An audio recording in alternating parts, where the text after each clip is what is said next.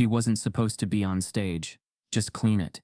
But when Elijah, the janitor's black son, solved Houston Academy's unsolvable equation in front of a stunned elite crowd, the principal stormed forward and hissed, "Freeze that." Now, cameras rolled. Reporters froze. But what Elijah did next shattered more than the math board. It shattered their entire system. Before we deep dive into this interesting story, subscribe to our channel and tell us where are you watching from. Share in the comments below. The smell of bleach lingered like a quiet reminder of where Harold Mercer belonged, seeping into the seams of his work boots and the cuffs of his faded uniform as he pushed his mop across the marble floors of Houston Academy before dawn. The school was still half asleep, its glass halls reflecting the faint blue of early morning, its trophy cases glowing under soft security lights that made every gold plaque shimmer like a promise denied to those who cleaned beneath them. Harold worked silently, his tired shoulders bearing the weight of years of unspoken dismissal, yet there was a softness in the way he paused every few minutes to glance toward the staff room where his son, Elijah Mercer, sat hunched over a thick algebra workbook. Elijah's pencil moved with calm precision, his small fingers tracing equations with the quiet focus of someone who saw patterns not as tasks but as language. He kept his head down, aware that eyes passing the doorway sometimes lingered on him with quiet disapproval, yet he refused to shrink inside himself. The boy understood the world around him long before anyone admitted he did. He saw how students breezed past his father without acknowledgement, how teachers greeted donors by name while avoiding eye contact with the janitor polishing the floors beneath them. Every polished tile his father left spotless seemed to reflect an invisible line between who was allowed to dream and who was expected to remain in the shadows. From his seat in the staff room, Elijah listened to the echo of distant footsteps and muffled laughter rising from hallways where he did not belong. The school existed like a world within a world, one for those whose names were embroidered on blazers and engraved into scholarship plaques, and another for those whose names were written only on timesheets and maintenance schedules. Elijah memorized the way privilege moved. It glided, it assumed space, it spoke with certainty even when it understood less than he did. He never asked to be admired, nor did he crave validation from the students who sometimes glanced at him with faint curiosity before turning away. He simply wanted to be seen as someone capable of more than wiping chalk dust, or waiting quietly while his father finished a shift. The academy never said the words outright, but the message lived in every closed-door policy meeting, every polite smile that held distance, every whispered remark about boundaries and roles. Elijah felt that separation not as anger, but as a constant ache, like a door that stood half open yet never invited him across its threshold. When the announcement for the annual math bowl appeared on the bulletin board near the auditorium, the hallway buzzed with excitement, from students already confident they would be chosen. Elijah lingered near the board each time his father passed through on his way to another classroom floor, studying the details printed beneath the school's elegant crest: regional judges, televised coverage, a chance to represent Halston's reputation before donors and universities. The competition was treated like a stage where excellence was displayed selectively,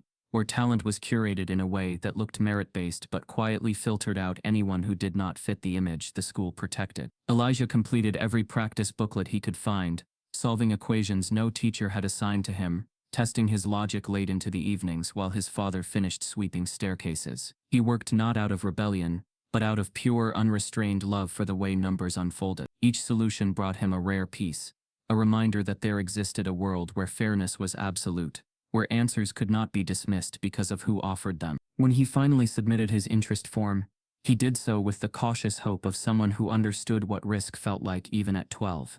He placed the paper neatly on the corner of the office desk, aware that his name carried both invisibility and discomfort for those who preferred the illusion of inclusivity, without the consequence of acknowledging it. The form disappeared within hours, not processed, not discussed, simply erased. The decision was wrapped in gentle language about policy and enrollment status, but beneath it lived something old and familiar. The faculty framed the rejection as procedural, yet it was rooted in silent assumptions about belonging, about how a janitor's son performing brilliantly on the main stage would disrupt the image donors expected to see. Elijah overheard fragmented conversations that never named him directly, but he felt the sting of every phrase meant to keep him out, phrases about optics, eligibility, and maintaining standards, all delivered with the sterile calmness that allowed prejudice to breathe without ever admitting it existed. Despite the rejection, Elijah continued to study in quiet corners, tracing new methods across notebook margins, while his father polished brass railings and scrubbed scuffed tiles back to a shine. Harold watched his son with a mixture of pride and fear, carrying the heavy knowledge that sometimes brilliance did not protect a child from harm, that, in certain places, it made him more vulnerable. He saw the way staff avoided acknowledging Elijah's capabilities, the way students sometimes whispered when they noticed the boy reading textbooks beyond their level. Harold never complained, never challenged the dismissal openly. He had spent years learning how silence was expected from men who worked in uniforms, how humility was demanded from those whose paychecks depended on endurance. Yet he carried an unspoken hope that one day the world would recognize what his son carried inside him, a mind that never asked for permission to grow. In the weeks leading up to the math bowl, tension lived beneath the polished calm of the school's hallways. Teachers rehearsed questions, administrators finalized seating arrangements, and camera crews tested lighting near the stage. Elijah watched from the periphery, absorbing every moment like a distant participant in a soar he had not been invited to join. He noticed how students chosen for the competition were praised in advance, how faculty spoke about their confidence in predictable success. The narrative was already written, and it had no space for someone like him, someone who learned not through privilege, but through persistence in the dim glow of cleaning lights after closing hours. That injustice sharpened his resolve rather than crushing it. Each equation solved in silence felt like an act of quiet resistance, a way to carve meaning in a world determined to overlook him. On the night before the competition, the halls of Halston Academy settled into an uneasy stillness. The polished floors reflected the faint overhead glow, as Harold finished wiping down the last row of auditorium seats, exhaustion lining his posture while Elijah waited beside the locker room door, clutching a notebook filled with complex solutions he never expected anyone to see. Outside, the wind rattled the trees along the courtyard, and the building felt suspended between arrogance and consequence, as if some truth long avoided was inching its way toward exposure. Elijah sensed a shift he could not explain, a feeling that the barrier between who he was allowed to be and who he truly was had thinned in a way the school could no longer control. And then, as Harold closed his locker and prepared to leave for the night, a hurried knock echoed through the narrow corridor, carrying urgency, uncertainty, and the faint tremor of fear. A desperate math teacher stood on the other side of the door, and what he was about to say would change everything. The knock at the locker room door carried with it a strain of urgency that did not belong to late-night maintenance corridors, and when Harold opened it, the fluorescent light from inside spilled across the narrow hallway, revealing the exhausted, drawn face of Mr. Rubin. His sleeves were rolled past his elbows, his hands still dusted faintly with chalk, and his eyes seemed heavier than the hour itself, as if he had spent the entire evening wrestling with a decision he no longer had the strength to keep buried. He spoke in a careful, uneasy tone, not loud, not rushed, but with the quiet gravity of someone who knew that every word risked crossing a boundary the school never wanted breached. He explained that one of Halston's star competitors had fallen ill, that the team was suddenly incomplete, and that administrators were scrambling for a replacement who would not disrupt the image they guarded so fiercely. As he spoke, Elijah listened from just inside the doorway, his body still and alert, his mind absorbing each detail with growing clarity, sensing that this conversation was less about logistics and more about the silent lines the academy drew between who was deemed presentable and who was not. The conversation unfolded in subdued tones, with Mr. Rubin sharing how he had suggested Elijah as a temporary stand-in, not as a spectacle, but because he had quietly watched the boy solve problems others could barely parse. He admitted that he had seen Elijah's notebooks, seen how the child approached mathematics with a comprehension no worksheet could confine, and he expressed the uneasy conviction that genius did not ask permission to exist. Yet beneath his sincerity lived fear. Fear of violating expectations, fear of stepping beyond his place in a hierarchy where even teachers felt disposable if they disrupted tradition. Harold listened with a measured stillness, torn between gratitude and protective instinct, knowing that praise from an educator did not erase the danger of exposure in a space built on selective recognition. He understood too well how opportunities offered by institutions could become weapons, how they could lift a child only to watch him fall under the weight of scrutiny from those who had never wanted him there. As the conversation circled around approval, protocol, and risk, the tone shifted from tentative hope to restrained tension. Miss Rubin spoke reluctantly of Principal Dana Whitmore, of her obsession with controlling narrative, of her deep concern for donors and public perception, of the way she evaluated students, not only for intellect, but for how they fit into the polished image Halston projected to the world. He revealed that when he had mentioned Elijah's name earlier in the day, the principal's expression hardened with a panic she tried to disguise behind policy language, and that she had dismissed the idea before he could finish explaining. It was not the rules themselves that silenced the suggestion, but the unspoken horror of a janitor's son standing center stage beneath national cameras, reshaping the hierarchy with nothing more than competent. The words were not harsh, yet their meaning was blunt. The school did not reject ability, it rejected disruption. The deeper truth arrived like an unexpected fracture. Mr. Rubin revealed that the missing competitor's absence had not been entirely accidental. The students' parents had quietly requested removal after learning that the school planned to broadcast live coverage instead of carefully edited highlights. The family feared a public stumble might tarnish their child's reputation, and rather than risk embarrassment, they withdrew at the last moment, trusting the administration to fill the gap without consequence. Instead of transparency, Dana searched for a substitute from another prestigious institution, a borrowed student whose presence would maintain aesthetic continuity and preserve the illusion that Halston's excellence was uninterrupted. The twist struck Elijah silently. The seat he might have earned through effort was already promised elsewhere, protected not by merit, but by fear and privilege working in tandem to secure outcomes long before fairness could enter the conversation. As the three stood in the dim corridor, the silence felt heavier than the walls themselves. Harold spoke only in measured responses. Careful, reserved, protective, his voice carrying the weight of someone who had spent a lifetime avoiding conflict in places where accusation flowed downward, but responsibility rarely did. Elijah observed everything with a calm that did not match his age, not resentful, not impulsive, but deeply aware of how institutions disguised exclusion as order. He sensed that the teacher's visit was both confession and apology, an acknowledgement that he had seen the boy's brilliance and yet still hesitated to fight for it until the school's convenience depended on him. The realization did not break Elijah.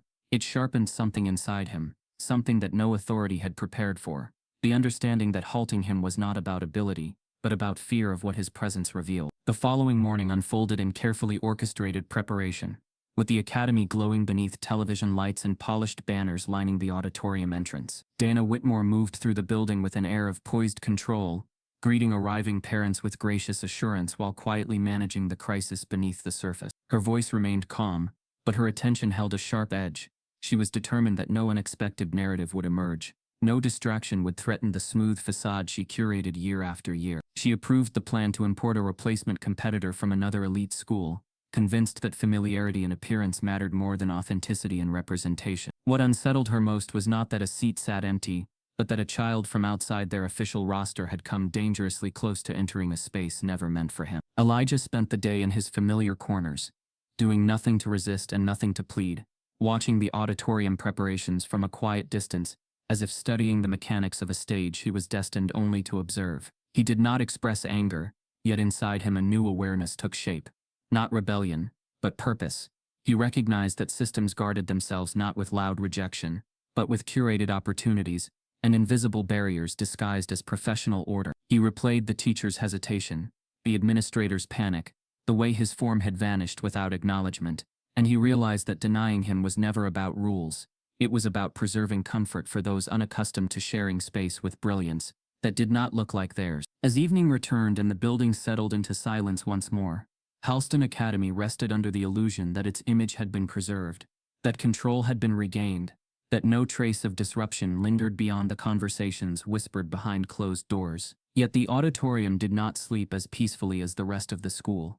Elijah moved through the darkened hallway with the quiet certainty of someone who did not come seeking chaos, only truth. He slipped through the side entrance where custodial keys granted silent access, his footsteps soft against the polished floor, his mind steady, deliberate, unafraid. The vast room stretched before him empty and echoing, the stage illuminated only by the faint glow of emergency lighting. He approached the competition board with a calm intensity, carrying the weight of every moment the academy had asked him to remain unseen. The chalk rested beneath the ledge, as if waiting for a hand confident enough to challenge the boundaries it symbolized. Elijah lifted it without hesitation, his movements precise, his mind flowing with a clarity that felt both instinctive and inevitable. He began to write, not a protest, not a plea, but a complex, elegant equation drawn from the depths of his own quiet reasoning, a pattern that spiraled across the board with deliberate grace. Each symbol reflected not defiance but truth, the undeniable presence of a mind the school had tried to erase. When he finished, he stepped back, studying the equation, as if it were a doorway he had opened for someone else to discover. He did not sign his name. He did not leave a mark of identity. He left only a challenge, A silent fracture in the facade the academy cherished. A message written not in anger, but in brilliance that demanded recognition without apology. The board stood untouched in the stillness, glowing faintly beneath the dim lights, waiting for morning to arrive. And as Elijah slipped back into the shadows, unaware of how profoundly the equation would alter everything, the night held its breath around him, suspended at the edge of revelation, as if the building itself sensed that nothing about the math bowl would unfold the way Halston had planned. The school lights blinked on before the sun had fully risen, casting long, sterile shadows across the halls of Halston Academy. By the time the catering staff rolled in with trays of croissants and fruit cups for the math bowl reception, Harold Mercer was already on his knees in the west hallway, scrubbing gum from beneath auditorium seats. The harsh disinfectant stung his hands. The floor buffer droned in the background, and no one greeted him as they passed. Not the event planners, not the custodial supervisor, not the same assistant principal who'd nodded at him in last month's diversity seminar. His presence was silent, expected, unthanked, and yet in that silence, something was shifting that not even Halston's polished legacy could contain. Meanwhile, Elijah moved through his morning like he had every morning since he was 5. Quiet, present, and forgotten. He sat alone on a backless bench outside the staff supply closet, a half-torn composition notebook open on his lap, fingers methodically working through a series of differential equations he'd copied from a textbook he wasn't supposed to have. His father's janitor badge hung limply on the hook beside him, the only credential he carried through the building.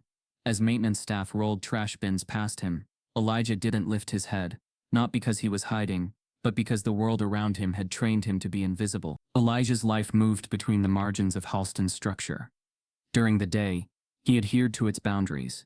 He didn't wander, he didn't interrupt, he didn't speak, unless spoken to, and rarely was. But at night, when the last security guard had made his final round, and the motion lights dimmed into a low blue haze, the school became his playground, his sanctuary.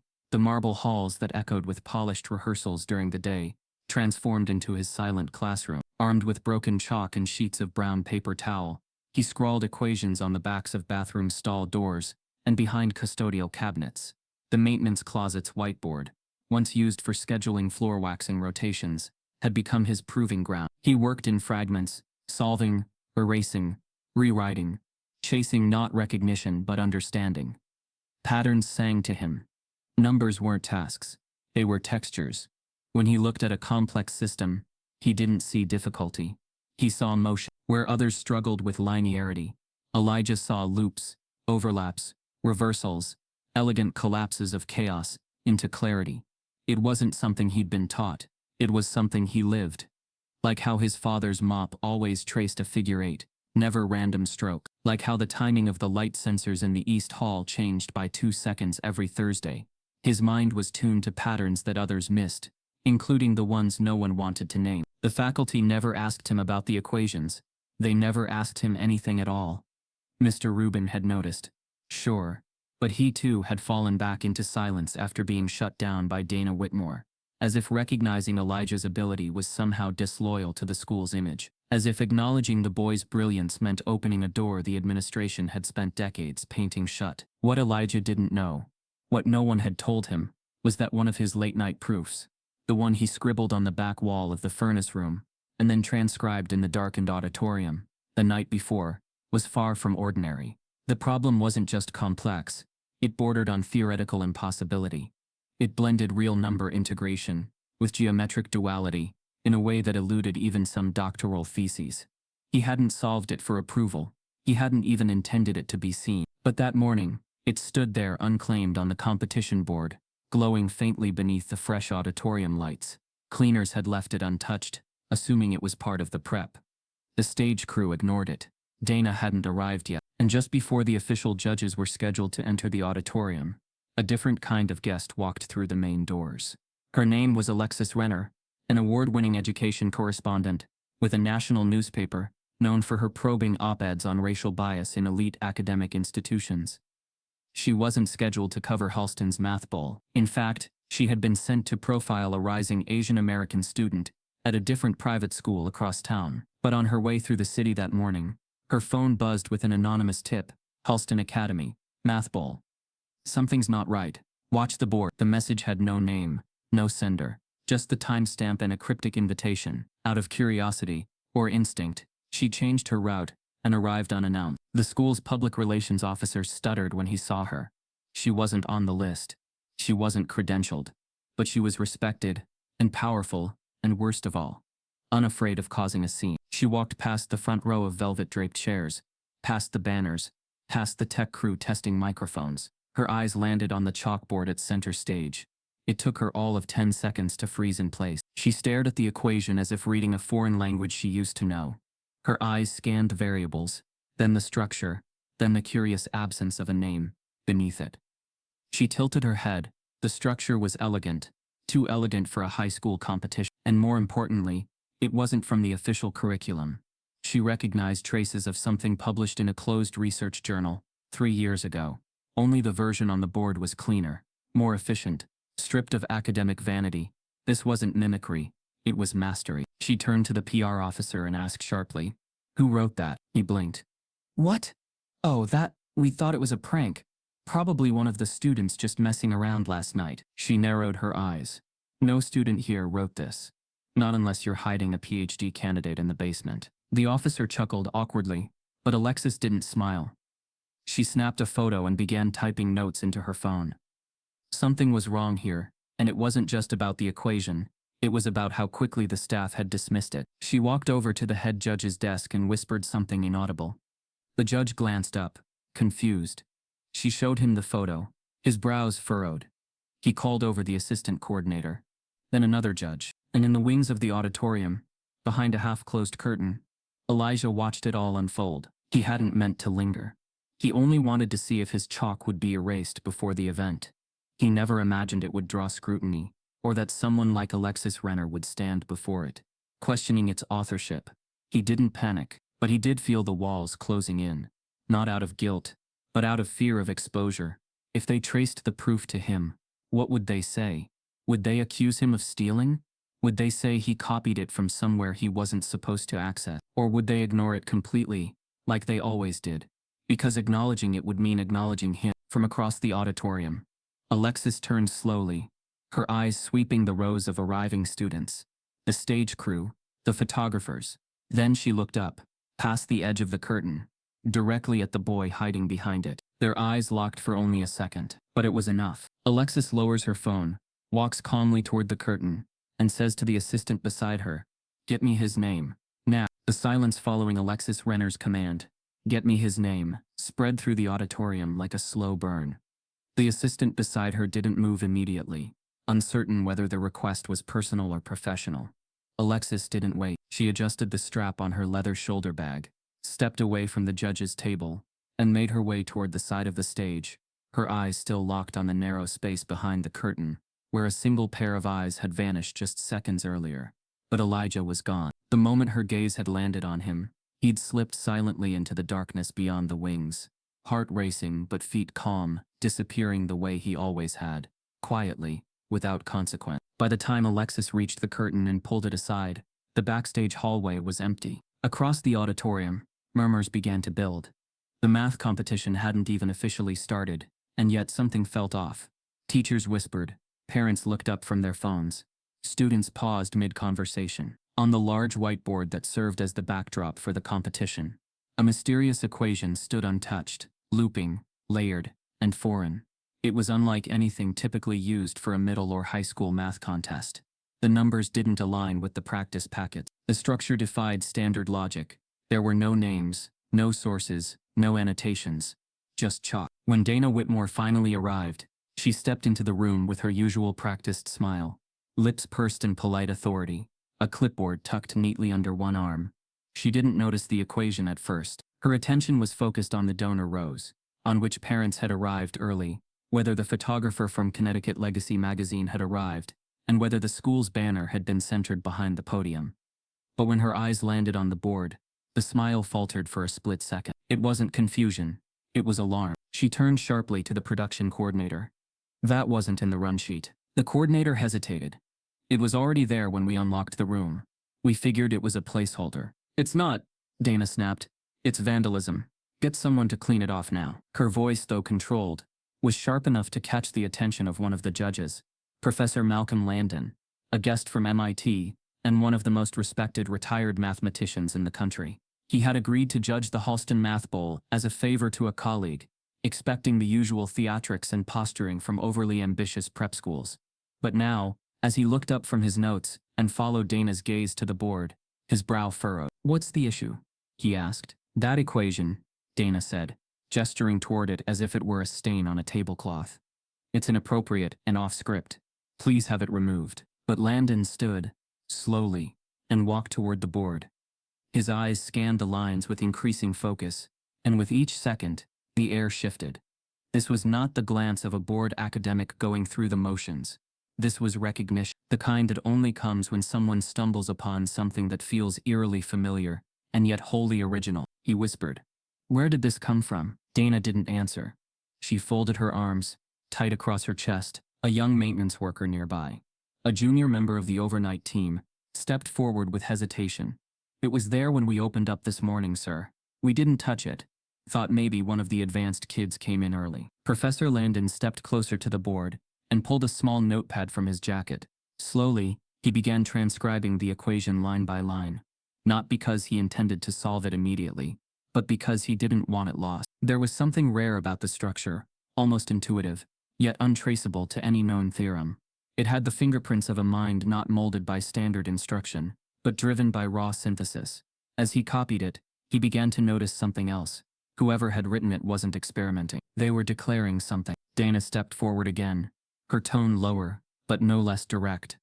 "Professor, I assure you, it's nothing. Some child trying to be clever. I'll have it erased." Landon didn't look up. "If this was written by a child," he said slowly, "then Halston Academy is sitting on a once-in-a-generation prodigy. You might want to consider that before erasing anything." The room around them had quieted further. Even the chatter of parents had faded. The judges, once distracted by coffee and logistics, now leaned forward. One of the younger faculty members, a statistics teacher from another school, whispered, "That's not just symbolic. It's functional. It's clean." Dana felt her grip slipping. She turned sharply to her assistant and muttered, "Find out who was in this room last night. Security logs. Custodial sign-ins. Now." Meanwhile, backstage, Elijah crouched behind a stack of unused podiums, hands pressed to the cool floor. He could hear them, the rising whispers, the shifting tone. He hadn't meant for this to happen. He only wanted to leave a mark, not to cause chaos, just to be seen, even anonymously, for what he could do. But now they were hunting for the author, and once they realized who had access after hours, it wouldn't take long to find the Mercer name in the building log. Back in the auditorium, Landon returned to his seat, still staring at the board. Alexis Renner, still scribbling notes beside the press rail, had already drafted her lead, a school that polishes legacy, but misses genius. Her editor would devour it, but even she hadn't fully grasped what the equation meant, only that its very existence threatened the clean, curated script Halston had prepared for the day. Then came the unexpected twist. A parent stood. Not just any parent, but Mr. Carrington, father of Sebastian Carrington, Halston's top math competitor and last year's national runner-up. He pointed toward the board and said loud enough for the room to hear, "That's not part of the competition. I don't want my son distracted by some janitor's chalk doodle." Landon turned sharply. "Sir, I suggest you sit down." Carrington didn't budge. "I donate 6 figures a year to this school. I have every right to ensure my son isn't upstaged by some prank." The word hung in the air. Prank. It echoed louder than intended. Professor Landon's expression hardened. "That isn't a prank. That's the most sophisticated mathematical structure I've seen produced in this building since I arrived." Dana tried to defuse the tension with a brittle smile. "Let's all return to the schedule. This is clearly getting out of hand." But it was too late. The room had turned. Some leaned in with curiosity. Others, like Carrington, bristled at the notion that a ghostly equation might draw more attention than their groomed prodigies. The air vibrated with something Dana could no longer control. Uncertainty. And it only got worse, because a tech assistant, one of the AV students running the live stream setup, accidentally left a microphone on near the back of the auditorium. Through the speakers, faint but audible, came a boy's voice, unmistakably young, precise, and calm. And it said, "It's not a prank. It's a real solution. They just don't know what they're looking at." Gasps rippled across the auditorium. Dana's face drained of color. Alexis stood, slowly, eyes scanning the room. Professor Landon turned his head sharply toward the sound booth, but Elijah was no longer backstage. Professor Landon, gripping his notepad, rises again and says, "Find that voice. Now, that child doesn't just belong in this competition. He may have just rewritten it." The auditorium was packed to its gold-trimmed edges, with every velvet-cushioned seat filled by alumni in designer blazers, donors wearing tailored confidence, and students from rival academies whispering about who was favored to win. The stage, framed by an American flag and Halston Academy's royal blue banner, gleamed beneath studio lights. Every detail was curated for visual impact, from the symmetrical name placards to the polished mahogany podiums arranged in a perfect arc. This wasn't just a competition. It was a performance, a showcase, a televised validation of Halston's supremacy. Principal Dana Whitmore stood near the stage wings, checking her phone with surgical calm. The press coverage was flowing. Photos were uploading to the Academy's social feed. The optics, as always, were pristine. She watched the 5 competitors take their seats, 4 returning students in matching navy blazers, and 1 last-minute replacement, flown in from a private STEM academy 2 towns over. At least that was the plan, except he wasn't here. Dana's brow creased the moment her assistant whispered, "We can't locate our substitute. The driver said he never arrived at the designated pickup spot." "What do you mean, never arrived?" Dana hissed, her voice low and clipped. "We confirmed his travel twice. I'm telling you, he's not here." Panic didn't suit Dana, so she buried it under procedure. "Then reshuffle the format. We'll go with 4 competitors and explain the withdrawal." Mr. Rubin, standing quietly nearby, seized the moment. "Let Elijah fill in. You've seen what he can do. You all have." Dana turned slowly, as if the suggestion were a personal betrayal. "Absolutely not. You're out of options," Rubin said, more firmly this time, "and the judges are noticing." Across the stage, Professor Landon rose from his seat and crossed to the side, as though summoned by intuition. "Is there a problem?" he asked, eyes flicking between Dana and Rubin. "No," Dana said quickly. "Just a scheduling issue. One of our guest students failed to arrive." Rubin didn't flinch. "We have a solution. Elijah Mercer." Landon recognized the name immediately. His gaze sharpened, measuring Dana. "The boy who wrote the equation." Dana hesitated, then answered coolly. "He's not an enrolled student, and he's not eligible." Landon stepped closer, his tone deliberate. "Let him try. If he fails, no one remembers. But if he doesn't, maybe Halston should." For a beat, Dana looked out at the sea of expectant faces. Board members, journalists, foundation reps. The show had started. She had no more time to spin. The safest route now was risk, so she waved her hand in exasperation. "Fine, but no announcement, no names. He solves one problem, then he's off." "Understood." Minutes later, a hush fell across the crowd as the announcer stepped up to the microphone. "And now, our first problem of the day." The spotlight turned, illuminating the stage. 4 uniformed students stood ready.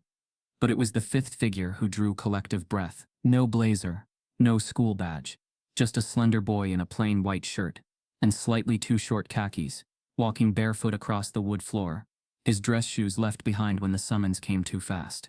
He moved with careful steps, eyes steady, back straight. No one knew his name. No one had prepared for his face. And yet, the moment he reached the center and picked up the marker, everything else blurred. The announcer hesitated, waiting for a cue, but Dana offered none. Professor Landon gave a single nod. A complex algebraic sequence appeared on the screen behind them. The timer started. 4 students gripped their markers, eyes scanning, calculating, murmuring. Elijah didn't move for 3 seconds. Then, he wrote. The marker slid across the board in silent confidence, curving through variables and reductions, skipping needless steps.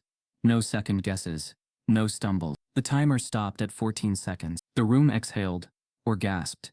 It was hard to tell. Elijah stepped back from the board, setting the marker down like it wasn't even an event. The other 4 students hadn't lifted their pens. 2 stared, dumbfounded. 1 checked their formula sheet in disbelief. Professor Landon leaned forward, barely whispering, "Correct." The scoreboard updated.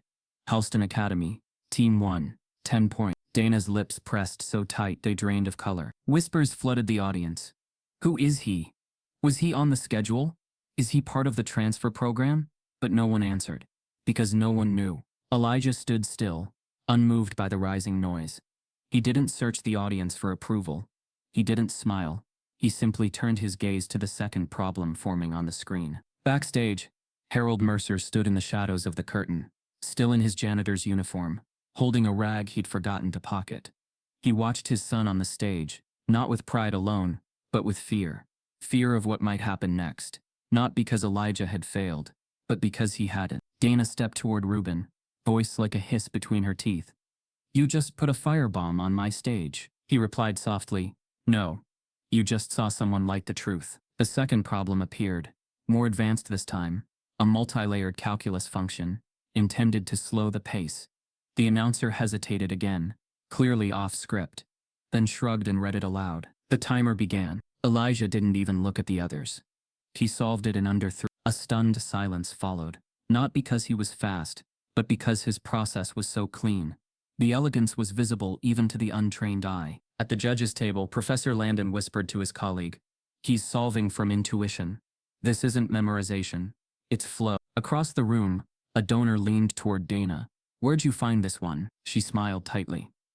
"Just a fill-in, nothing permanent." But her voice trembled, because she knew this moment wasn't just a fluke. It was a fracture. The image she'd built, the careful control she'd curated for years, had just been hijacked by someone the school had never intended to let through the door. And then, just as the third question appeared, the twist struck. In the back of the room, Alexis Renner stood and raised her hand to ask a question not about math, but about enrollment. Her voice, calm but deliberate, echoed across the auditorium. "Excuse me, could the school clarify whether all participants are current Halston students?" Dana turned sharply. "We'll take questions at the end." Alexis didn't sit down, "Because I've confirmed, the fifth competitor is not listed on your student registry." Gasps. Somewhere, a reporter's camera clicked. Professor Landon glanced sideways, not in concern but in warning, and Elijah, still standing at the board, finally turned to face the room. The lights hit his face fully for the first time. In the front row, a wealthy donor stands and loudly demands, "Why is a janitor's son representing Halston Academy?" For a long moment, the auditorium froze. The donor's words echoed through the vaulted space, like a misfired cannon. Why is a janitor's son representing Halston Academy? The silence that followed wasn't just awkward, it was radioactive. Heads turned, mouths tightened. Some leaned back in their seats, others forward, caught between disbelief and morbid curiosity. No one had expected the question, but once it was spoken aloud, it hung in the air like smoke from a slow-burning fire. Elijah, standing at the board, didn't move. He didn't flinch. He didn't lower his eyes or shrink inside himself.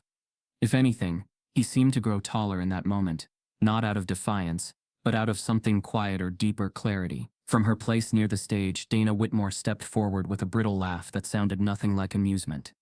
"Let's stay focused on the math," she said, voice coated in performative calm. "This is a competition, not a forum for personal inquiries." But the damage was already done. The mask had slipped. The facade had cracked. Elijah turned back to the board as the next problem appeared. A multi-layered probability scenario designed to eat time and nerves. He glanced at it once, twice, then began. His hand moved like it had memorized not the answer but the rhythm of logic itself. He skipped steps, restructured the order of operations, and arrived at the solution with such confidence that one of the other students looked over, eyes wide with disbelief. A few judges exchanged puzzled looks, then tapped notes into their tablets. Professor Landon leaned forward, watching with narrowing eyes, not in doubt, but in fascination. Elijah wasn't solving like a trained student. He was solving like someone who understood differently. Where the others worked within the rules, Elijah bent them, broke them, rewrote them, and still landed squarely in truth. "He's not guessing," Landon murmured to a judge beside him. "He's forecasting. He's seeing patterns before they appear." At the edge of the stage, Dana stood still, arms folded so tightly her knuckles paled. Every moment Elijah remained up there was another brick chipped from the wall she had built around Halston's image. Exclusive, controlled, curated. She could see the shifts happening in real time. The donors murmuring, the press watching more closely, the live stream chat blowing up with comments that were no longer about the school's excellence, but about the boy with no uniform who solved like a machine. Elijah advanced to the next round. Then the next. One of the official competitors, flustered and red-faced, made a critical error and had to forfeit a question. Another choked on a calculus proof he normally would have crushed. It wasn't because they weren't capable, it was because Elijah had changed the temperature of the room. He had become the storm they hadn't prepared for. And still, Elijah never once smiled with arrogance or glanced for approval. His face remained calm, even gentle, but there was something unmistakable behind his eyes now.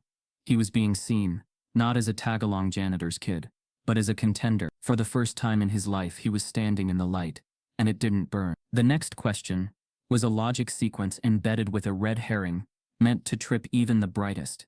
The announcer read it twice, slower this time, his voice cracking under pressure. As the timer began, Elijah paused, not from confusion, but deliberation. He knew they were testing limits now, raising the bar mid-flight. He studied the problem not with panic, but with quiet amusement, as though reading the language of the people who once refused to teach him. Then he made a bold move. He didn't just solve it, he solved it with a reverse pattern not listed in the official solution set. The room paused. A whisper spread from judge to judge. Professor Landon stood slowly. "Excuse me," he said, gesturing to the screen. "That's not in the key." Dana stepped forward again. "We'll verify his solution after the round. For now, let's move on." But Landon didn't sit. He turned toward the board, examined Elijah's logic, then let out a low breath. "It's not wrong," he said. "It's better." That one sentence lit a fuse beneath the room. Cameras shifted, phones lifted, parents began recording. The math bowl had turned from a formality into a spectacle, and Elijah, still without a name tag, still in hand-me-down clothes, stood in the eye of it, unmoved. During the brief scheduled intermission, chaos unfolded backstage. Dana paced behind the curtains, trying to maintain her grip as her assistant rattled off updates. "We're trending nationally. Twitter's blowing up with clips." And what? Dana snapped. The assistant hesitated. "The district board just called. There's been a discrimination complaint filed. Love." During the broadcast, Dana's face drained. "Who?" "Anonymous, but confirmed from a verified IP. They flagged the footage, the comments from the donor, and your decision to allow Elijah in without formal recognition, but no introduction. They're demanding an explanation on record." Dana froze. The walls were closing in.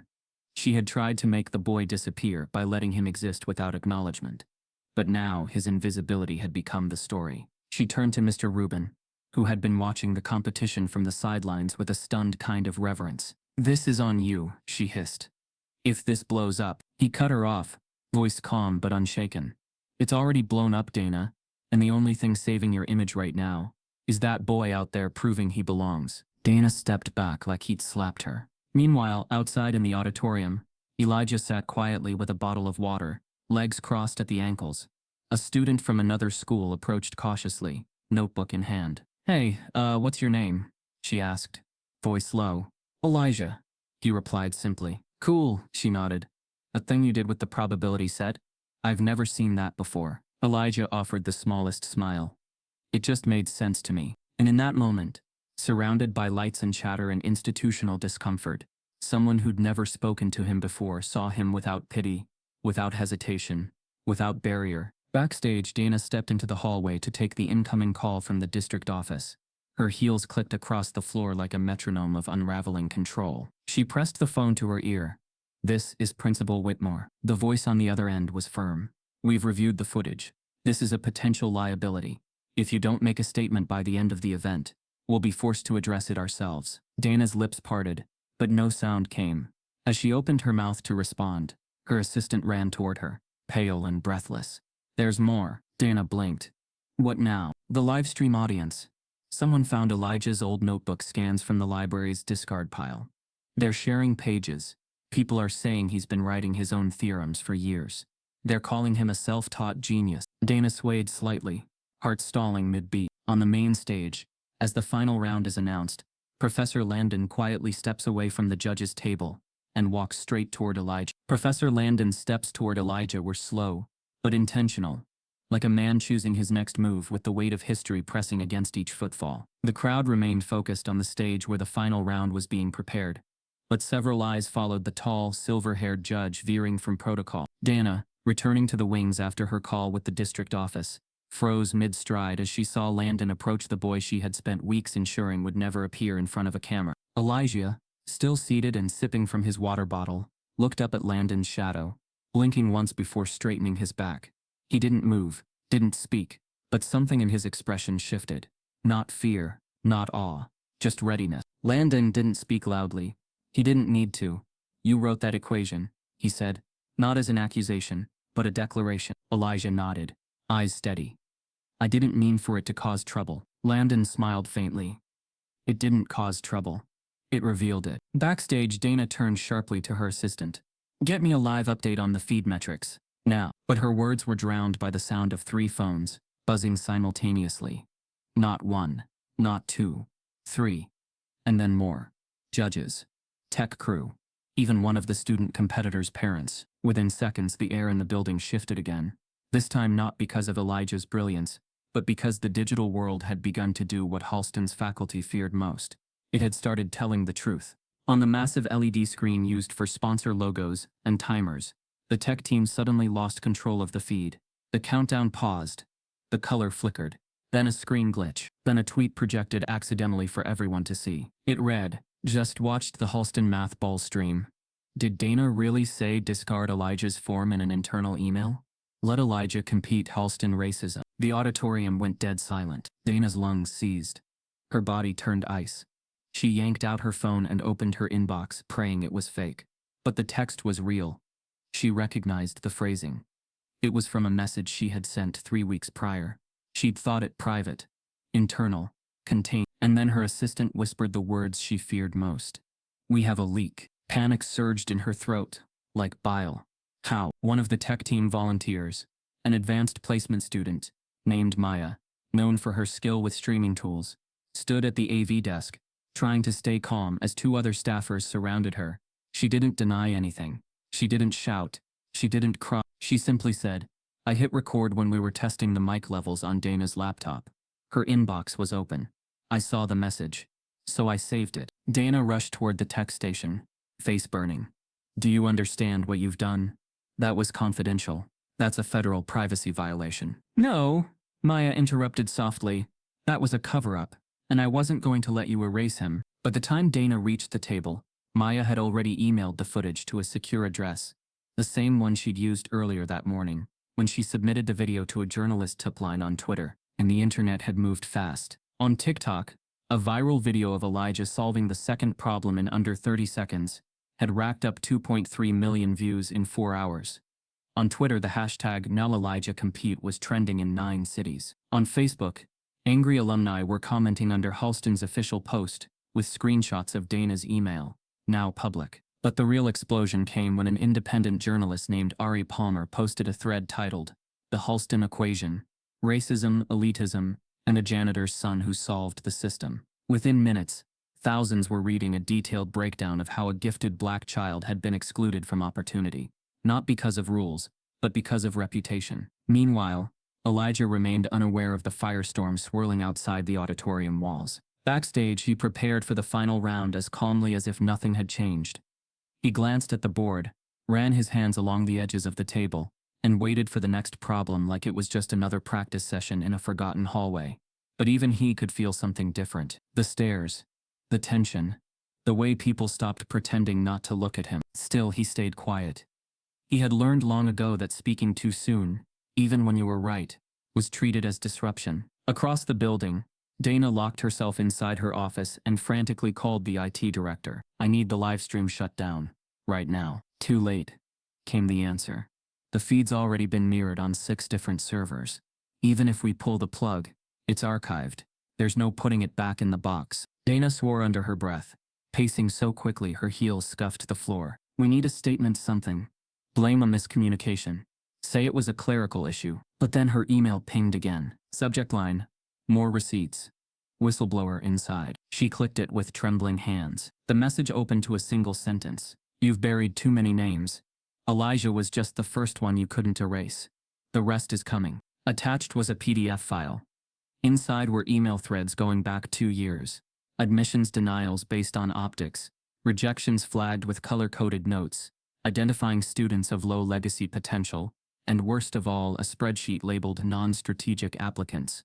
Name, backgrounds, income brackets, ethnicity columns, and Elijah's name was there. Not under students, But under exceptions, a separate tab listed staff children under watch.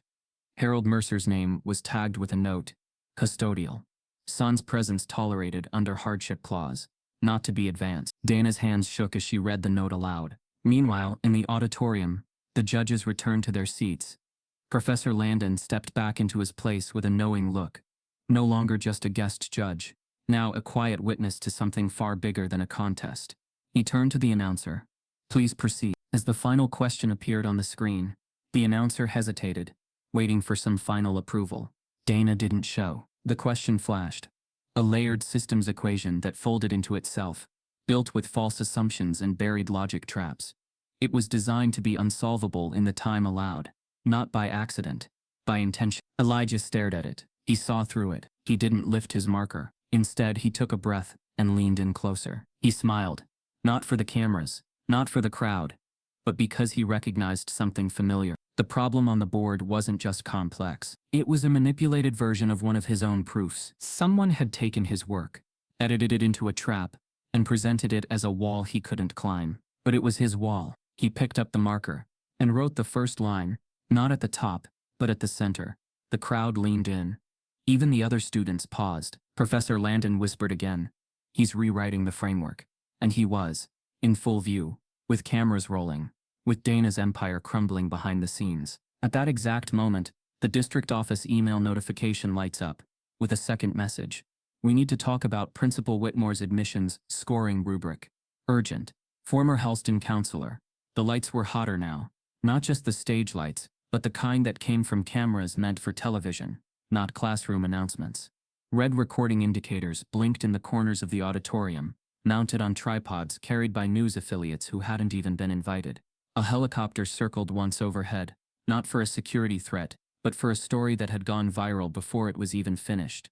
This wasn't just Helston's math bowl anymore. It was becoming a national event, and at the center of it all, standing at the board, was a boy who didn't belong there by their rules, but now, no one could deny was there by truth. Elijah kept his eyes on the problem, though he could feel everything shift around him. The murmurs, the silence, the weight of eyes from people who once ignored him now unable to look away. Behind him, judges leaned forward, their expressions unreadable. The other students, some jittery, some angry, stood frozen. Their uniforms didn't shield them from what was unfolding. A janitor's son, uninvited, unacknowledged, was dominating the space they were trained to call their own. Outside, the school's parking lot overflowed with media vans. Anchors stood in the wind, brushing hair from their eyes, waiting for the final question to determine what kind of story this would become. Inside, the stream had already reached 500,000 live viewers. Celebrities were retweeting clips. Professors from Ivy League institutions were dissecting Elijah's earlier solutions in real-time threads. A Nobel Prize nominee posted one sentence that stunned the internet. I couldn't have solved the third-round proof as quickly as that boy did, and I'm not ashamed to admit it. Dana sat stiffly in the front row, her jaw clenched, her hands trembling beneath folded arms. Every attempt she'd made to preserve Helston's image, every carefully worded policy, every closed-door conversation, every email now exposed, was unraveling by the second. What terrified her wasn't that Elijah was winning. It was that he had proven Helston never held the monopoly on genius it claimed to. And she couldn't stop it now, not with reporters camped outside her office, not with her emails displayed in think pieces, not with the district already drafting inquiries. Professor Landon leaned slightly into his microphone, defying every instruction Dana had given him hours before. I know there have been concerns about this young man's eligibility, he said, his voice calm and crisp, slicing through the auditorium like a scalpel. Let me be clear, genius doesn't ask permission. It doesn't care about enrollment. Genius doesn't need tuition to be valid. There was an audible inhale across the crowd, a collective shift in temperature. Elijah looked over, startled for a second, then returned his eyes to the board. And then it appeared. The final question. It wasn't just difficult. It was specific. The equation on the screen bore the fingerprints of manipulation. Layers within layers. A structure he recognized because he had written its prototype on a crumpled piece of paper 2 nights before. A pattern built not from a textbook, but from his own thoughts reassembled now to be unsolvable under pressure. But to Elijah, it was familiar. They had taken his own language and tried to use it to silence him. And that was their mistake. He didn't panic. He didn't scan the room. He simply stepped forward, picked up the chalk and paused. "Can I get a second piece?" he asked, voice soft but certain. There was a moment's delay, not out of resistance, but confusion. The announcer blinked. "Excuse me?" Elijah repeated, louder this time. "Can I have a second chalk?" The crowd buzzed. Judges turned to one another. Dana started to rise, as if to object, but Landon waved her down. "Give him what he needs," he said. The assistant walked to the sideboard and handed Elijah a fresh stick. He now held two. With the board split into thirds, he began writing with both hands. Not mirror writing, but tandem equations, one solving backward, one forward. The auditorium went silent. It wasn't just the method that was revolutionary.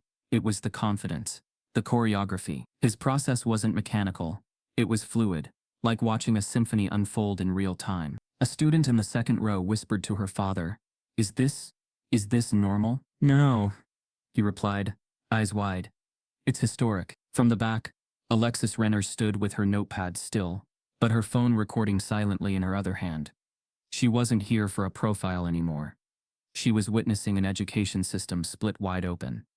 This wasn't just about Elijah. It was about every kid who had been locked out, silenced, underestimated because they didn't come wrapped in the right skin or connection. As Elijah worked, a judge beside Landon muttered under his breath, "This isn't solving a question. This is authoring a method." And he was. Elijah was bending known logic into a new framework, proving the answer didn't exist in the solution. It existed in the architecture. Dana, still clinging to composure, whispered to her assistant, "We have to disqualify him. Say he cheated. Say someone fed him the questions." "No one fed him this," the assistant replied, barely concealing awe. "This is his." Elijah paused only once to adjust spacing, then continued until the final line closed, the loop between both starting points. Two columns met in the center like hands shaking in midair. The result wasn't just correct, it was poetic. He stepped back. Professor Landon stood. So did the other judges. There was no buzzer, no bell, just a stretch of silence so heavy it became reverent. Then Landon walked forward, taking slow, measured steps toward the board. He examined it, not with skepticism, but with reverence. And then he said, loud enough for all to hear, "This equation doesn't belong in a high school competition. It belongs in a journal, possibly in a history book." Gasps. Then applause. First from the back, then the sides. Then, like falling dominoes, the entire room rose to its feet. But Elijah didn't beam. He didn't wave. He didn't bow. He looked down at the chalk still in his hands, and exhaled. He had done it. He had told the world who he was, in the only language they couldn't ignore. As the noise grew louder, Harold stood at the very edge of the auditorium, half in shadow, his mop bucket forgotten beside him. He had never looked so still, so proud, so utterly heartbroken, that it had taken this long for anyone to see what he always knew. And yet, in the middle of the roar, Dana's phone vibrated again. She pulled it from her coat pocket with dread in her throat. It was a push alert. "Breaking! Halston principal under formal investigation after leaked emails reveal pattern of racial gatekeeping in admissions process." She looked up. Reporters were rising from their seats. District officers were approaching the judge's table. And Elijah, he was wiping chalk dust off his hands. At the exact moment applause peaks, a producer's voice whispers into a headset backstage. CNN wants Elijah live in studio by morning. Harvard just called, and the White House asked for a briefing. The applause didn't feel like celebration. It felt like a tremor. It rolled across the auditorium in uneven waves, unsure of whether it was approval, disbelief, or fear. Some clapped out of awe. Others clapped because everyone else was. And a select few, parents, donors, authority figures who had built their comfort on ceilings invisible to themselves, clapped because silence would have exposed them. Elijah stood among the noise without flinching, still processing the weight of what he'd just written across the board. He didn't bask in the moment. He didn't chase validation. He simply breathed, steady and grounded, as though every second of his life had been walking toward this one. But beneath the applause, something else pulsed. Something tighter. Something controlled. Dana Whitmore sat frozen in her seat, her eyes fixed not on Elijah, but on the board, not on his success but on the method. To the rest of the audience, it was groundbreaking. To her, it was a liability. The equation wasn't just solved, it had been exposed, pulled apart, reconstructed, rewritten. and it bore the unmistakable signature of the boy she had tried so desperately to keep backstage, behind brooms and bucket closets, and after-hours silence. This wasn't the ending she designed, because the final problem, the one Elijah had just dismantled, was never meant to have an ending at all. Earlier that morning, hours before the cameras arrived, Dana had approved the insertion of the modified equation into the last round. It was presented to the judges as an advanced challenge, something symbolic, something meant to create prestige around academic rigor, something impossible to complete in time, a wall disguised as aspiration. She had insisted students wouldn't reach it anyway. She'd assumed the contest would end safely before the trap was sprung, but Elijah changed the pace. Elijah rewrote the clock, and now her last line of defense, impossibility, had shattered on live television. He hadn't simply solved a problem. He had exposed intention. Professor Landon walked slowly back toward the board, the applause dying down into a hush that vibrated like tension pulled tight across the room. He examined Elijah's steps one more time, his eyes tracing each reformulated variable, each bypassed false premise, each corrected assumption, and then he said softly, almost reverently, "This shouldn't have been here." The room stirred with confusion. One of the judges leaned forward. "Excuse me?" Landon didn't raise his voice, but his words carried. "This wasn't designed for students. This wasn't part of the standard rotation. It's a hybrid theorem, and worse, it's structured with embedded dead ends." He turned toward the judging table. This was meant to fail. All eyes moved to Dana. She felt them, every one burning against the practiced stillness of her expression. She straightened only slightly, as if posture alone could reinforce authority. "I trust the committee," she replied smoothly. "Halston has always pursued excellence through challenge." Landon stepped closer to her row, his gaze unwavering. "There's a difference between a challenge and a trap." The tension deepened. Elijah stood at the edge of the stage, watching silently. He wasn't surprised. He had recognized it the moment the projection appeared. The false variable mid-sequence, the asymmetrical scaffolding, the misdirection disguised as sophistication. It was his own theorem, rewritten by someone who misunderstood it, intentionally fractured to collapse under pressure. In its broken design, he could see their fear of failure more clearly than their love of knowledge. And yet, in repairing it live, he had revealed more about Halston than any email leak could have. He had revealed that the institution trusted spectacle more than truth. He looked toward Harold near the back of the auditorium. Their eyes met across the room, a fragile bridge built from years of unspoken sacrifice. Harold's expression held something Elijah had never seen there before. Not exhaustion, not quiet grief, pride edged with pain, because the world was finally acknowledging his son, but only after trying, again and again, to erase him. Dana stood, her chair scraping softly against the polished floor. "Let's move forward," she said, voice steady but thinning at the edges. "The results will be tallied. We'll address event matters afterward."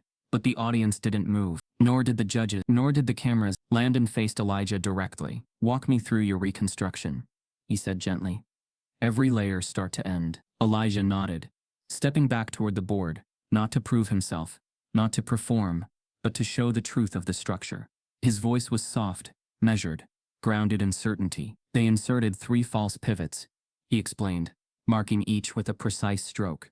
"Here, here, and here." They forced the solver to assume closure too early. A murmur rippled through the mathematicians in the audience. He moved to the lower quadrant of the board. "This part was lifted from my earlier draft, but they inverted the relationship between variables.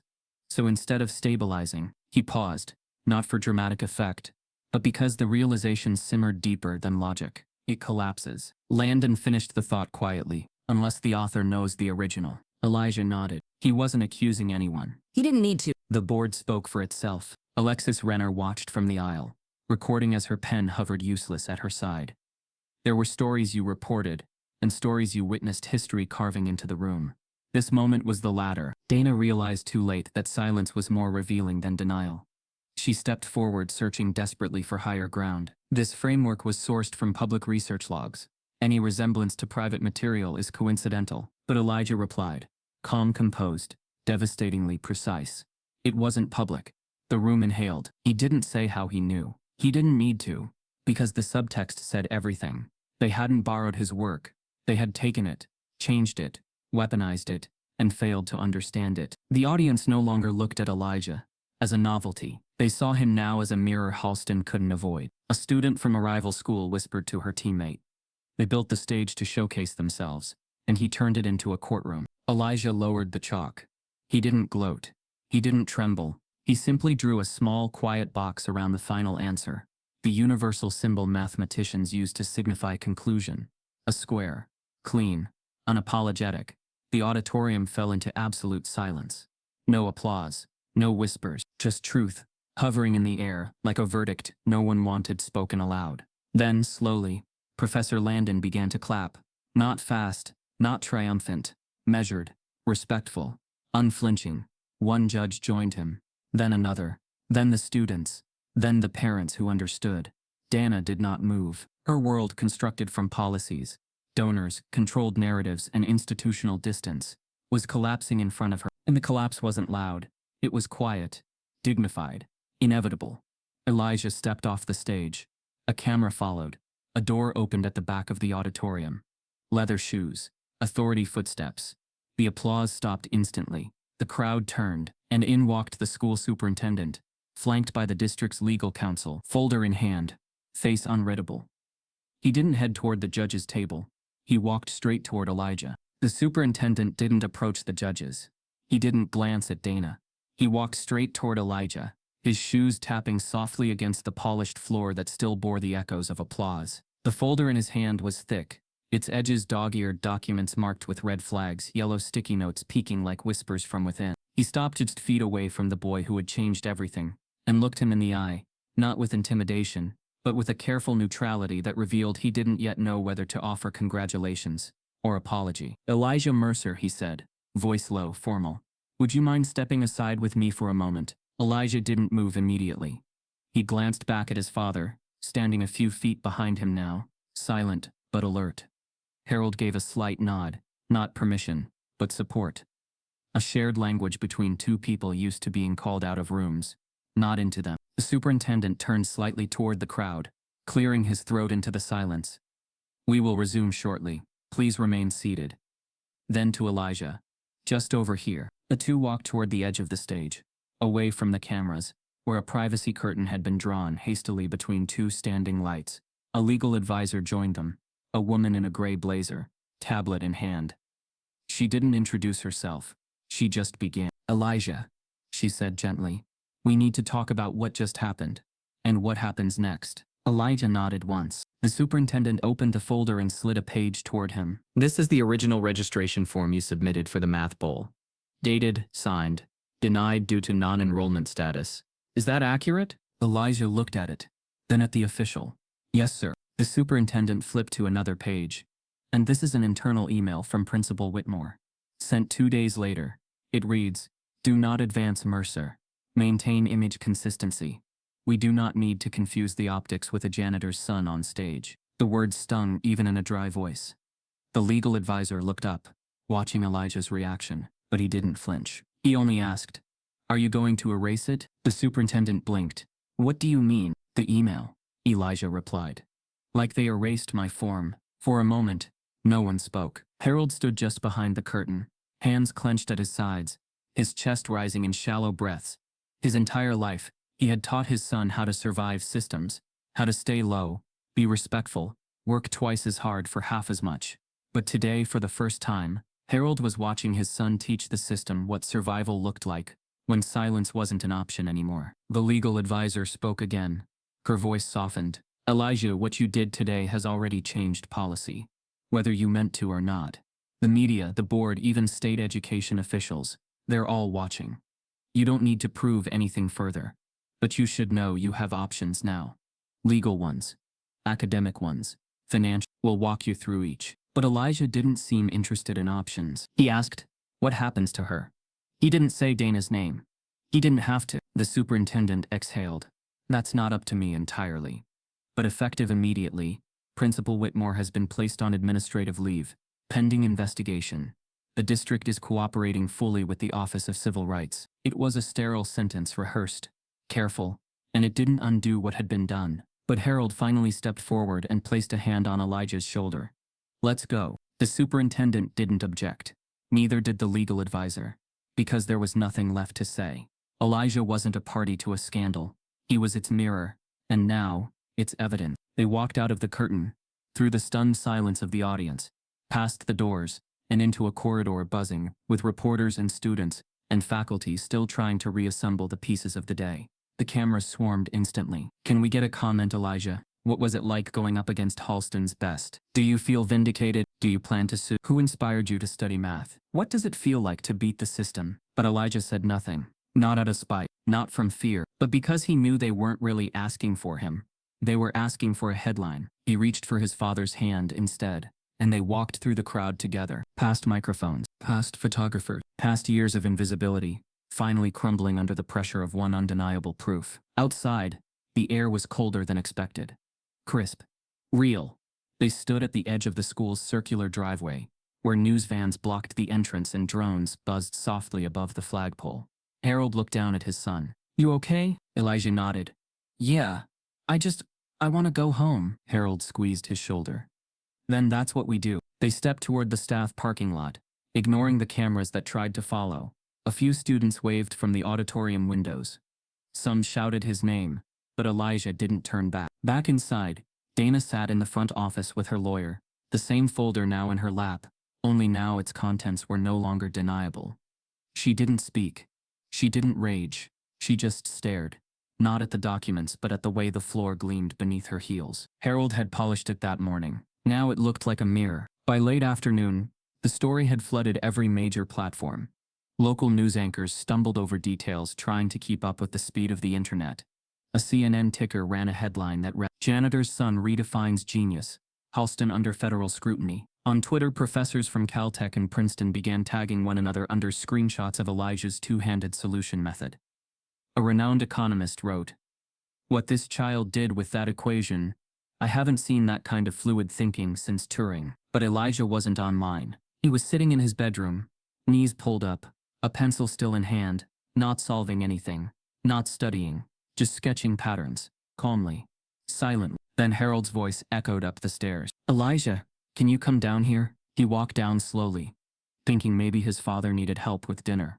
But Harold was standing in the living room, holding his phone in one hand and a printed email in the other. He looked at Elijah for a long moment before saying anything.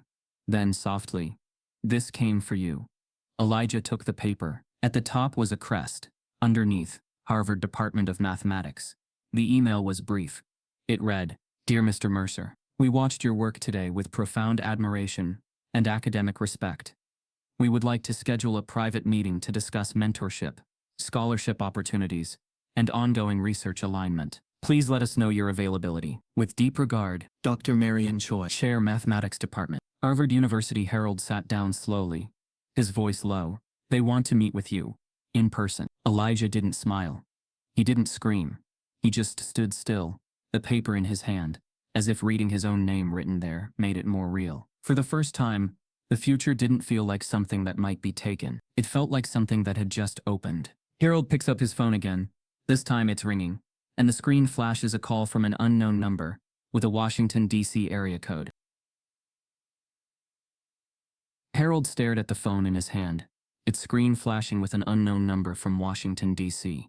He hesitated for a moment, long enough to let the room hold its breath, before answering. His voice cracked slightly, as he said, Hello. There was a pause, followed by a voice so polished it didn't sound real at first. Mr. Mercer, this is the White House Office of Public Engagement. May I confirm that I'm speaking with the father of Elijah Mercer? Harold stood frozen. Yes. This is him. The voice continued calmly. We've been following your son's accomplishments.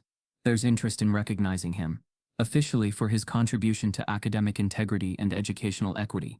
Would you be available for a call with a senior advisor later this week? Harold didn't respond immediately. He looked across the room at Elijah, still holding the letter from Harvard, his eyes quiet, as if trying to measure the weight of the moment against everything he had lived before it. Harold finally said, We'll talk, but not tonight. The call ended. No fanfare, no promises, just silence again. That night, the weight of the Harvard email settled into the house like an invisible guest. It sat with them through dinner. It hovered near Elijah's bed as he lay awake tracing mental equations onto the ceiling. It lingered in Harold's thoughts as he lay on the couch, watching the TV flicker with images of his son under headlines he never asked for. Across the screen, talking heads debated whether Elijah was a genius or a symbol, whether his scholarship was earned or a political stunt, whether he was a prodigy or a product of liberal guilt. The phrase that stuck wasn't from a news anchor. It came from a guest on a primetime panel. What Harvard's doing isn't about talent. It's about optics. They're making a statement, not an investment. Harold shut the TV off. He sat there in the dark, more afraid than proud, because he knew the truth. Elijah had always been brilliant. But now, that brilliance was being politicized, monetized, weaponized. By morning, the email from Harvard had gone public. Not by the Mercers, but by a leak. It appeared on Twitter attached to a photo of Elijah on stage, solving the twin equation. The tweet read, "Breaking. Harvard offers full scholarship to Janitor's son after live math competition." Within hours, it was the one trending topic nationwide. The reactions were instant and polarizing. Some praised the university, calling the offer a long overdue gesture of justice. Others raged. Anonymous accounts flooded comment sections, accusing Harvard of academic affirmative action, performative wokeness, and elevating someone just because he's black. One viral post said, "So now you get into Harvard just for making white people feel guilty?" The vitriol grew uglier. Photos of Harold in his janitor uniform were posted with captions like, "This is what progress looks like now."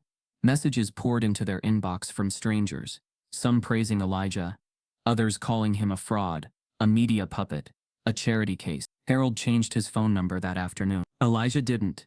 He just stopped checking it. Instead, he buried himself in notebooks again. Pages and pages of equations he scribbled like armor, formulas that kept the noise out. But even math couldn't protect him from the echo chamber of a country more interested in the symbolism of a black boy rising than the structure that tried to keep him low in the first place. Harold didn't sleep that night. He sat by the kitchen window until morning, the Harvard letter on the table in front of him, and asked the question that haunted every parent who'd ever seen their child become a story. Do I protect him, or let them claim him? The next day, a package arrived by courier.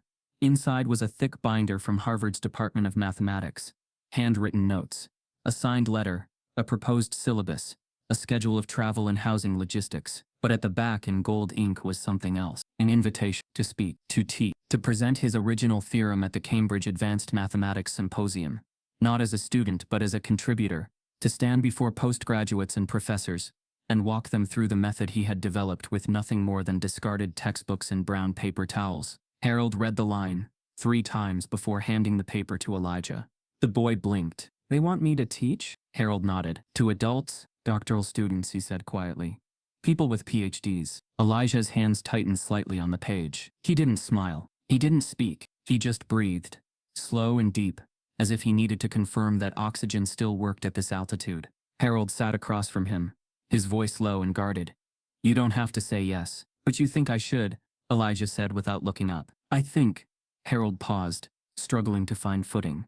"I think they see you now. But that doesn't mean they know you." "Not really." Elijah folded the letter and held it carefully in his palm. "I don't care if they know me. I just want to do the math." Harold nodded, slowly, painfully.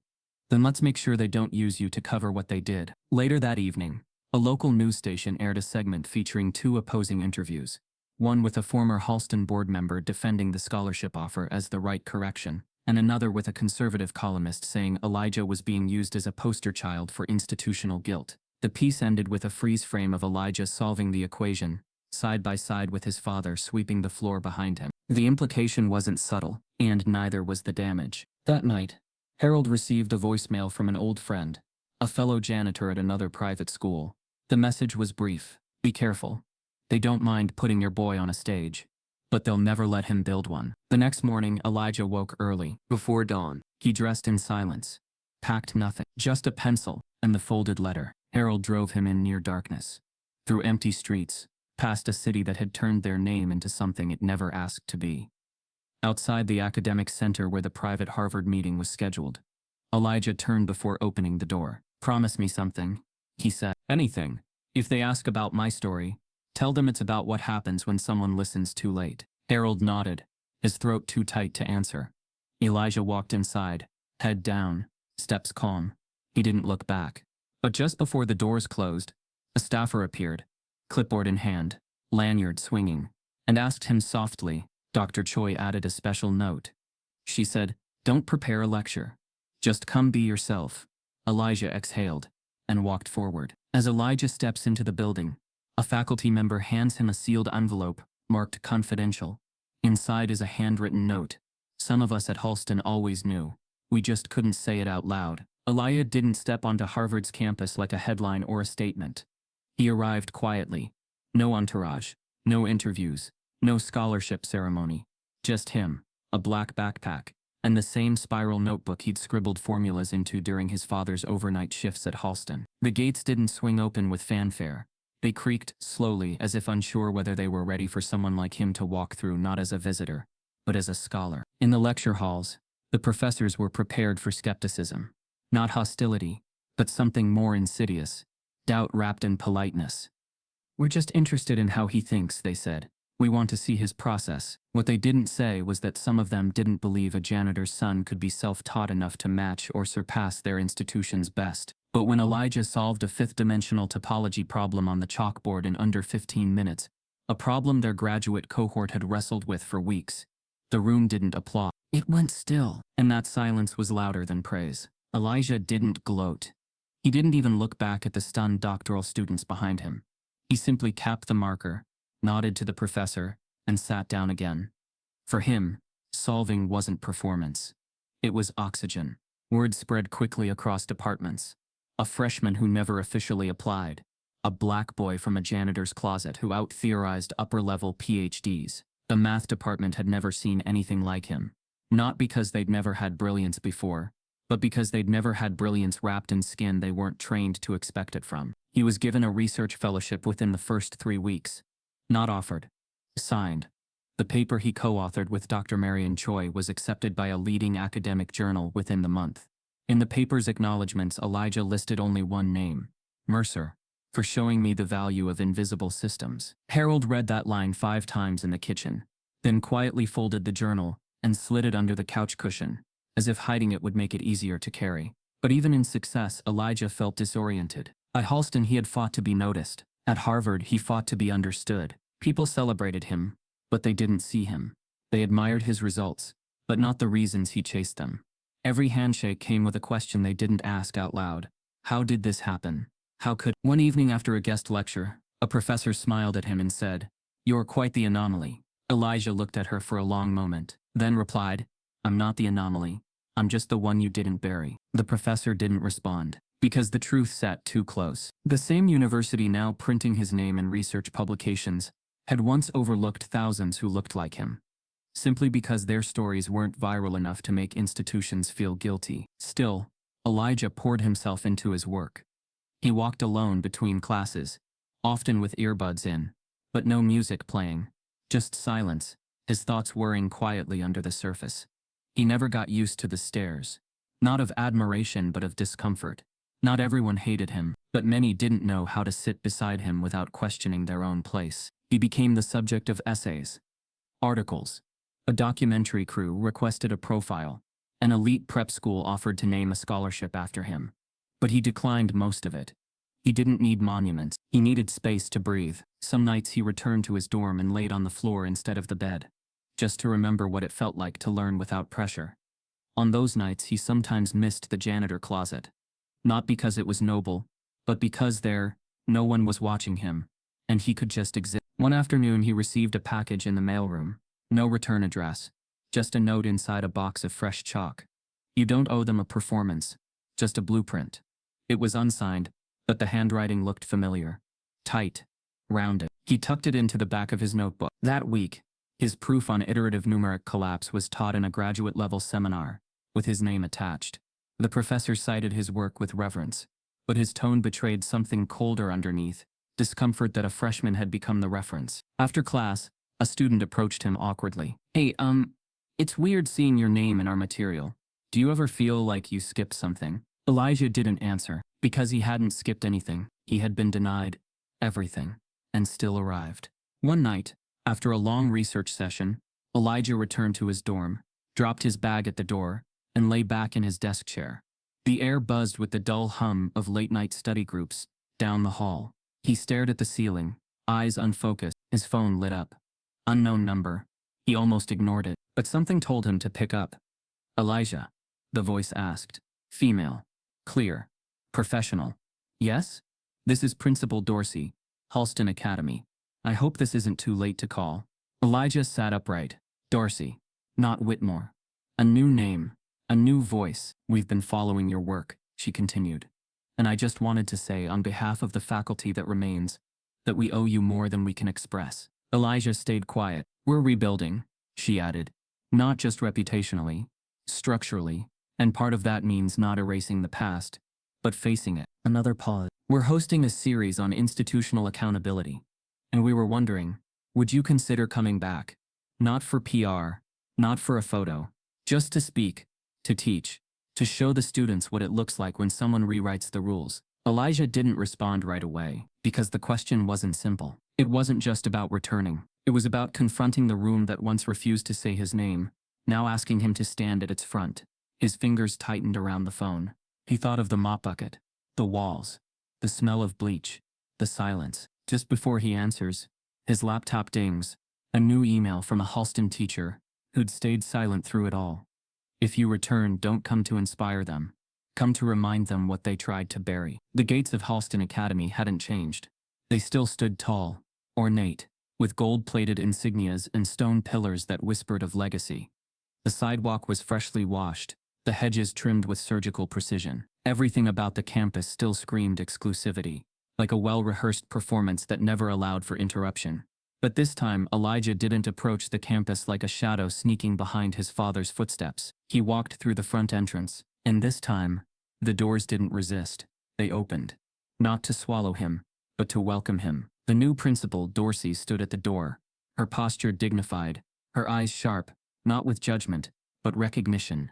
She extended her hand and said simply, "Welcome back, Mr. Mercer." It didn't feel like closure. It felt like a reckoning. Inside, the school buzzed with an odd tension, a blend of reverence, discomfort, and tightly held guilt.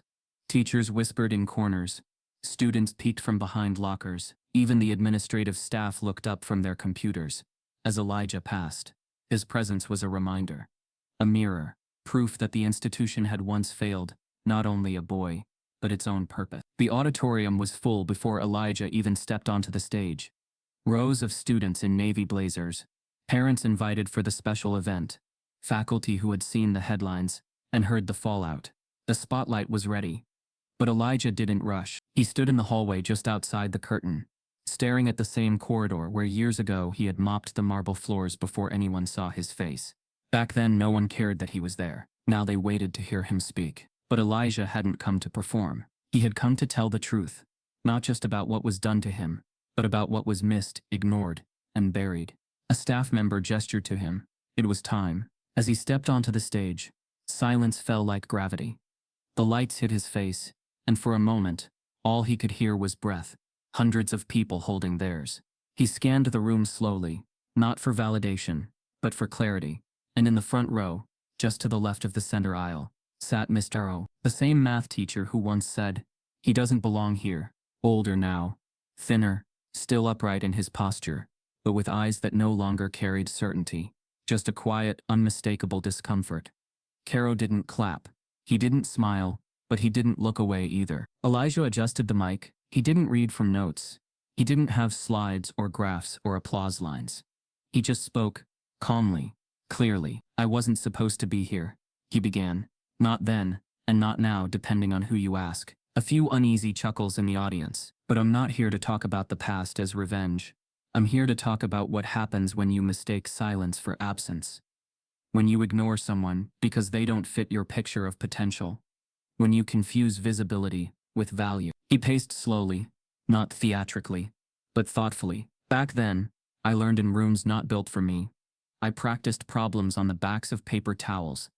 I wrote equations in the dust of janitor closets, not because it was poetic, because no one would give me a desk." Murmurs rippled through the audience. Some faces shifted, and the truth is, none of that should have had to happen. Talent doesn't always come gift-wrapped. Sometimes, it comes dressed in overalls. Sometimes, it smells like bleach. Sometimes, it walks silently through your hallways, waiting to be seen. He paused. Institutional failure isn't loud. It's subtle. It's in the way forms are lost, the way invitations are never sent, the way excellence is overlooked, when it doesn't come with a pedigree. Eyes glanced across the room, some uncomfortably, others with dawning realization. In this very room, years ago, I was told I didn't belong. Not directly, but through systems, through omissions, through silence. And the irony is, I still don't think I belong here. The audience leaned in, because I didn't come here to belong. I came to exist. I came to prove that you don't need permission to grow. He paused, then looked at the students in the front row. This isn't a story about triumph. This is a warning. Don't wait until the world validates someone to see their worth. You shouldn't need Harvard to believe in a kid. You should only need to listen. The auditorium stayed hushed, not because they didn't know how to clap, but because applause felt inadequate. Elijah nodded once, signaling his closing. Thank you. But as he turned to step off the stage, a small hand shot up near the back. A child, maybe 10, maybe 11. Dark-skinned, blazer a bit too big for his frame. His voice was small but clear. Can I do what you did? The room turned. Even the teachers turned. Elijah stopped mid-step. He looked back at the boy, eyes wide, hands folded, hope pouring from every inch of his being. And in that child, Elijah saw himself, not as he was now, but as he had once been, standing in the corners of rooms no one thought he deserved, holding brilliance in his mind, unsure if the world would ever give him the right to speak it aloud. He walked back to the mic, locked eyes with the boy, and said, "You already are." Mr. Carroll rises slowly from his seat and clears his throat, signaling that he wants to say something publicly. In the years that followed his return to Halston, Elijah Mercer didn't slow down.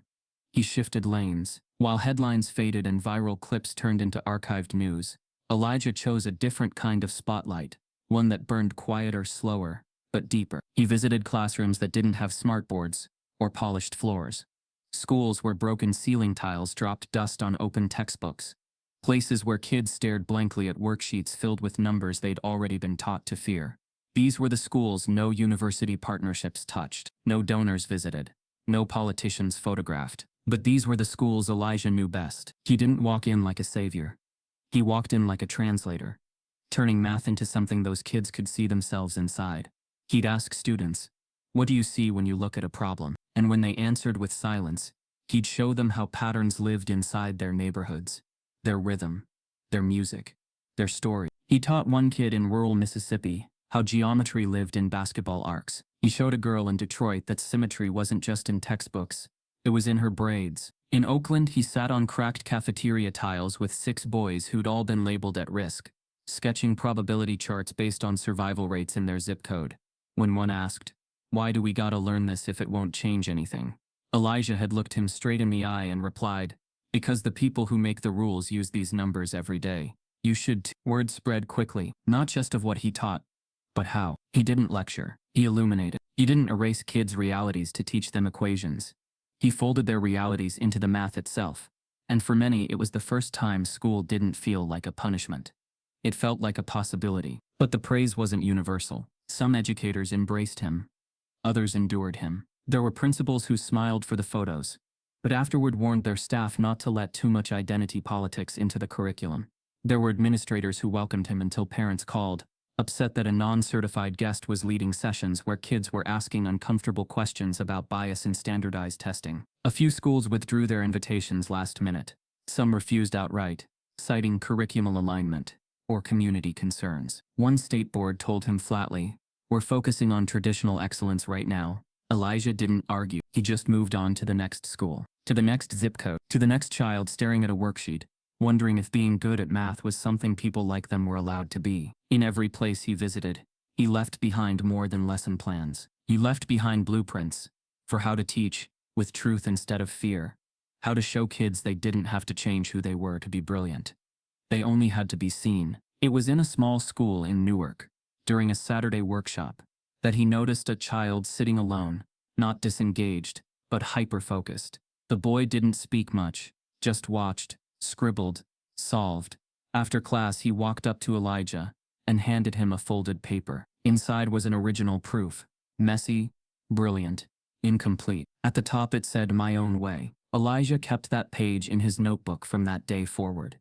He would often look at it before speaking to adults, especially the ones who didn't understand why he insisted on teaching math alongside identity, structure alongside truth. So when he was contacted by the National Education Framework Coalition, a federally recognized board that shaped nationwide academic benchmarks, Elijah expected another polite rejection wrapped in vague compliments. But this time it was different. They weren't asking him to speak. They were asking him to design. The board had reviewed his work, studied the ripple effect his workshops had on student performance, and tracked the districts adopting his culturally integrative approach.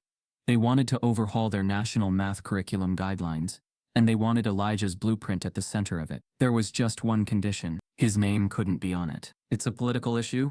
the liaison said in a tone that masked nothing. "Some members of the board are concerned that your name will attract unnecessary controversy. You understand." Elijah sat with the proposal for a long time. He wasn't surprised. He was disappointed, but not shocked. It was the same old pattern. They wanted his mind, but not his history. His genius, but not his identity. They wanted the fruit of what he built, but not the root of what he had survived. Elijah closed the file slowly, then asked one question. "If my name is too political, what does that say about the system that needs my work?" The liaison didn't answer. She just said, "It would be confidential." Quiet. But you'd know the impact was real. Elijah stood from the table, and just before leaving he said, "I'm not afraid of controversy. I grew up being erased. I'm not interested in being invisible again." The offer hung in the air like unfinished math. Messy, unresolved. He walked out of the board's headquarters with no deal signed. But he didn't feel like he lost, because for once he had said no on his terms. Outside, the wind picked up, soft, cold, but clear. He pulled out his notebook, opened to the back, and looked again at the proof from that child in Newark. "My own way." He smiled, just faintly, then flipped to a blank page and wrote, "They will use your work, but fear your name." That's how you know it mattered. Days later, Elijah receives a package from a former Houston teacher. Inside is the original math bowl form that had been thrown away, with a handwritten note. "I kept it, because even then, I knew they were wrong." Elijah didn't walk away quietly. He refused to let his name become a footnote tucked into someone else's curriculum. He refused the erased identity, the silent acknowledgement, the quiet absorption of his brilliance into a system that still feared what his existence said about its failures. When the National Education Framework Coalition asked him to remove his name in exchange for influence, it wasn't just a career crossroads, it was a moral crossroads, a test of whether the narrative of Elijah Mercer would be written by others, or by himself. And he chose himself. He stood in his living room the morning after that meeting, sun slanting through the windows and illuminating dozens of drafts and equations pinned to the wall, proofs born in mop closets, and late nights, theories that weren't just answers, they were evident. His father watched from the kitchen doorway. Harold's hair had grayed, his shoulders softened with years, but his eyes still carried that familiar quiet strength. "You sure?" Harold asked gently, not because he doubted Elijah's choice, but because he understood the weight of refusing what everyone else wanted from him. Elijah nodded, slow and resolved. "If they want change, they can learn to say my name out loud." His father smiled, the kind of smile that's both proud and weary.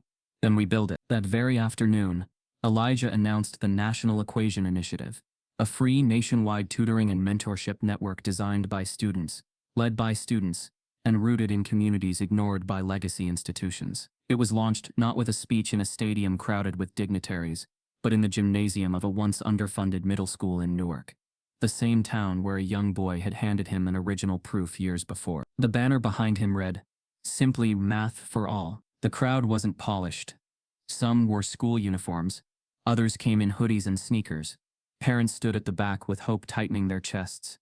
Children at the front with bright eyes and hands already half raised before any question was asked. Elijah didn't speak of himself. He spoke of patterns, the patterns in their streets, in the arc of a basketball, in the rhythm of a song, and he showed them how math was a language they already knew. He didn't elevate himself. He elevated them. News cameras still showed up. Reporters still asked questions. But this time Elijah's answers weren't coded in defense of his right to exist. They were about how every kid deserves a chance to think, to create, to belong. In his voice wasn't arrogance. There was no demand for awe, only an insistence that access wasn't a favor. It was a promise. As the program grew, so did the testimonies. A girl in Detroit who once said, "Math feels like punishment, now explained her own proof on a community livestream. A boy in rural Alabama hosted a weekend study circle under a tree, chalk scrawling equations in the dust. A teacher in Seattle wrote to Elijah saying, "Your program didn't just teach math, it taught confidence." These letters, emails, drawings, voice notes, piled up faster than Elijah could respond to them, and yet he responded to each one, not with distance, but with presence. He didn't ghost the movement he started. He lived it. Harold didn't retire because he was tired. He retired because he finally saw his son take what once felt like invisibility and transform it into a pulsing network of recognition for others. Harold came to every event he could, not as a guest but as a witness to how a life once ignored could become something so luminous that entire rooms leaned in, eager to be reshaped by it. But even as the initiative spread, there were voices, subtle ones, institutional ones, that questioned him. Is this sustainable? They asked. Can this be replicated without a figurehead? To which Elijah quietly responded that the only thing that needed replacing was the idea that brilliance belonged in boxes with ribbons and reputation before ability. The National Equation Initiative didn't erase Elijah's name, it shared it, and in sharing it decentralized it. It became a chorus, not a single voice. One afternoon, Elijah stood in front of a live stream audience of millions, students, educators, community leaders, parents, policymakers. The camera feed was global. People were watching from different time zones, tweeting screenshots of equations with phrases like, "This boy speaks in patterns," and "Math is now for me." The comments weren't all kind, social media never is, but many were filled with stories of transformation, of personal breakthroughs, of kids who once avoided math now dreaming of futures they hadn't believed were possible. Elijah looked into the camera, not performatively, but intimately, and said math was never meant to be a barrier. It was meant to be a bridge. And every bridge starts with a question. He spoke of curiosity, of courage, of how chance encounters, like a discarded notebook or an overlooked child, can become turning points. He spoke of systems, not as monoliths to fear, but as puzzles to understand and improve. And the room, digital and physical, absorbed every word. After the livestream ended, he stepped into a quiet corridor backstage, where Harold was waiting with 2 cups of coffee, lukewarm, comforting, familiar. "You good?"